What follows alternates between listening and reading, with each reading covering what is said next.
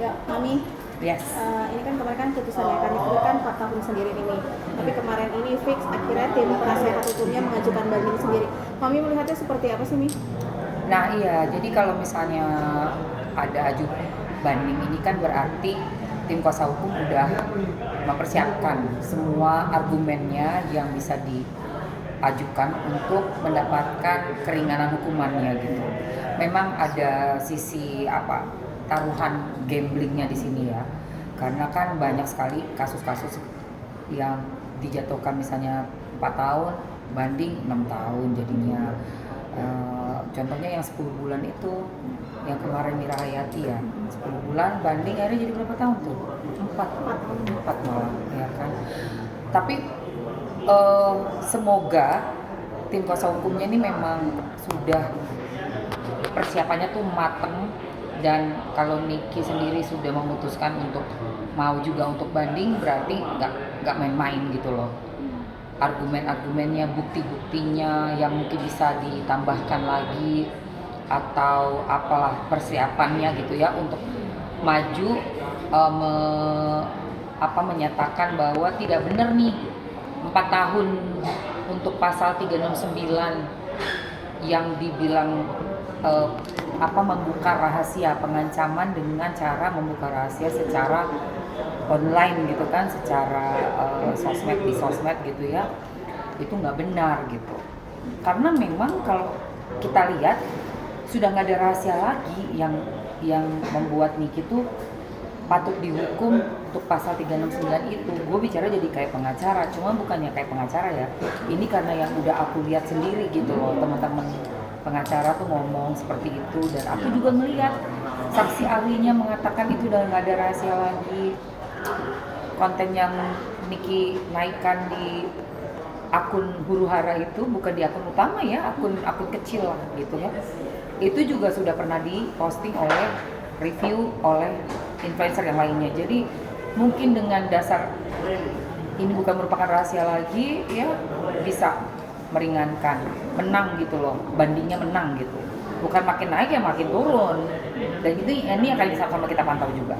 Oke, berarti Mami ada satu kekhawatiran tersendiri ya, Mi, ya? Karena kalau misalnya banding kan maksudnya di mana-mana kadang-kadang suka naik gitu ya, berarti kekhawatiran Iya, sendiri ya, Mi? iya betul. Karena kalau yang banding itu emang orang yang salah sih mungkin makin naik ya hukumannya.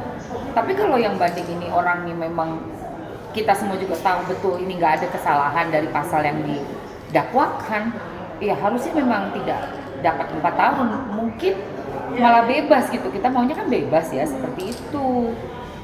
Karena hukuman itu, masa tahanan itu didasari oleh pasal yang memang dilanggar. Memang betul ada pelanggaran di pasal itu. Nah kalau ini seperti pasal yang tadi aku sebutin, dengan adanya mengungkapkan suatu rahasia membuat orang itu merasa ketakutan, terancam, sehingga dia akan memberikan apapun gitu kan nggak ada rahasianya di mana. Itu mungkin yang harus diperjuangkan oleh Nikita Mirzani gitu. Oke, Mi, soal hari ini juga nih, Mi, ya kan, untuk sidang perdatanya sendiri nih, Mi. Ini kan Niki kan TPPU-nya kan nggak ada, ya kan, nggak ada, pemerasan juga nggak ada. Apakah ya kan di sini sendiri untuk ya kan tindakan melawan hukum sendiri nih, Mi, akan memenangkan atau seperti apa nih? Nah iya itu juga. Jadi kalau udah TPPU-nya nggak ada, pengancamannya juga nggak ada, tinggal bagaimana nih nanti di perdata gitu kan? Karena tindakan melawan hukum itu artinya si terlapornya tidak melaksanakan kewajiban yang semestinya sudah dijanjikan gitu. Karena kan kita sendiri sudah melakukan sudah mengiyakan dan setuju, sepakat. Nah dengan adanya kesepakatan juga jumlahnya sudah deal sekitar 4M dari 5M menjadi 4M, seharusnya yang kewajibannya si terlapor ini ya, si RG ini juga dilaksanakan. Tapi kan ternyata dia bukannya kerjasama, malah melaporkan adanya pemerasan itu, sehingga mengakibatkan Nikita masuk ditahan 8 bulan, hampir 9 bulan penjara. Itu berapa kerugiannya? Sementara kita tahu Niki dengan endorsementnya, dengan brand ambasadornya menghasilkan dalam 1-2 hari aja udah bisa 2-3 M. Ya kan, itu ada terbukti ya di pengadilan waktu itu dikasih lihat kan kontrak kerja. Ada yang cuma 3 hari itu 3 miliar. Seperti itu. Jadi 9 bulan loh, bayangkan. Ya pantas ya kalau Niki menuntut 244 miliar, itu pantas banget. Belum lagi dengan adanya ini pencemaran nama baiknya Niki, kredibilitasnya orang yang udah berkarir sekian belas tahun hancur seketika karena dibikin seolah-olah adalah pemeras dan seolah-olah adalah orang yang mau melakukan tindakan pencucian uang. Jadi ini merupakan pembusukan karakter yang luar biasa. Itu nggak benar-benar tak ternilai sih harganya. Karena untuk mengembalikan nama baik kita itu perlu effort banget gitu loh.